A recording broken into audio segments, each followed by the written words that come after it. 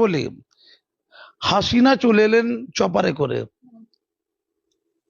কয়েক কোটি তার অনুগামী আওয়ামী লীগের সকলকে ফেলে। তার নিজের জীবনের মূল্য আছে, আর আওয়ামী লীগের বাকিদের জীবনের কোনো মূল্য নেই। একই বলে শোষক শোষিত।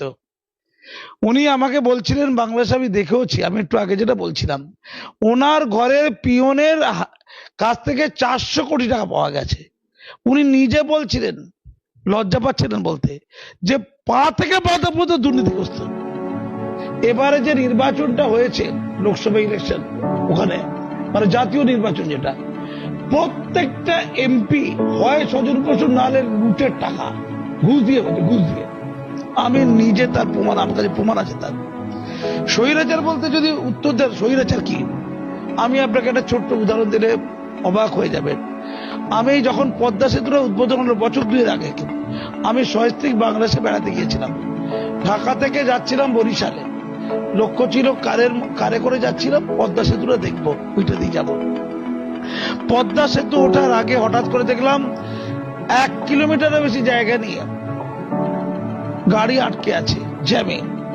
জানলাম কি ব্যাপার, না হাসিনার ছেলে, বড় ছেলে না কি ছেলে যাই না, জয় নাম তার, সে আমেরিকায় থাকে, সে নাকি পদ্মা সেতু দেখতে এসেছে।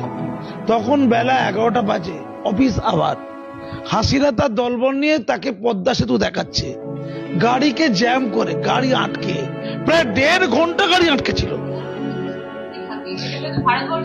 আমি অন্য কথা বলছি, ভারতবর্ষের প্রধানমন্ত্রী এতটা উন্মাদ হয়ে যায়নি যে আমাদের দ্বিতীয় হুগলি সেতু বা হাওড়া ব্রিজ 1.5 ঘন্টা আটকে রেখে তার পরিবারের কোন লোককে ব্রিজ দেখাবে, এমন হয় না।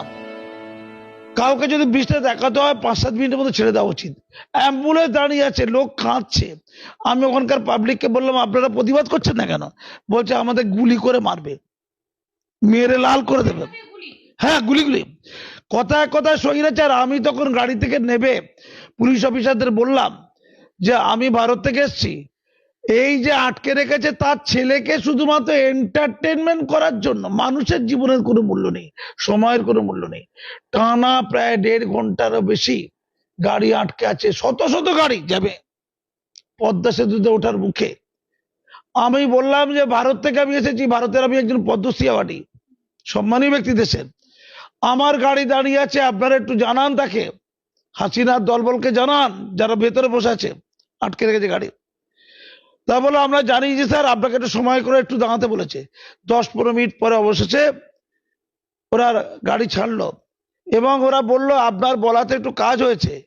আমাকে প্রচুর লোক ধন্যবাদ দিল, দাদা আপনি যদি না থাকতেন আমাদের আরো বেশিক্ষণ দাঁড়িয়ে থাকতে হতো। দুনিয়া দেখেছেন, তার ছেলেকে পদ্মা সেতু দেখানোর জন্য 1.5 ঘন্টা গাড়িগুলোকে দাঁড় করিয়ে রেখে শত শত গাড়ি কি ফুর্তি হচ্ছে?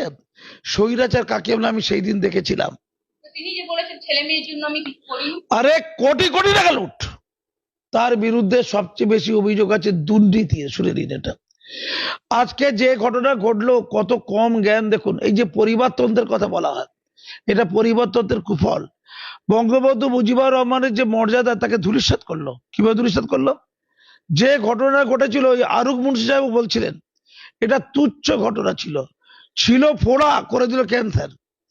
ছাত্ররা যখন সংরক্ষণ ইস্যুতে কিছু দাবি করেছে, তাদের বলতে পারত যে তোমাদের দাবিটা হাইকোর্টে বাতিল হয়েছে, সুপ্রিম কোর্টে আমি দ্রুত দাবিটা তুলবো, বিবেচনা করার জন্য আমি বলবো, তোমরা এত উত্তেজিত হও না। তোমাদের যে সংরক্ষণের যে তুলে দেওয়ার দাবি আমি তো 2018 সালে মেনেছি, কিন্তু সংরক্ষণ, ওই মুক্তিযোদ্ধা পরিবারের কিছু লোক হাইকোর্ট থেকে সংরক্ষণের দাবিকে আবার জাগরিত করেছে। আমি সুপ্রিম কোর্টে গিয়ে এটা মূল্যায়ন করতে বলবো। বলেছে? বলেনি। আবু শহীদকে মনে পড়ে? অল্প বয়সে 17-18 বছরের যুবক, তরুণ তাজা, সে শুধুমাত্র সংরক্ষণ বাতিল চেয়েছিল।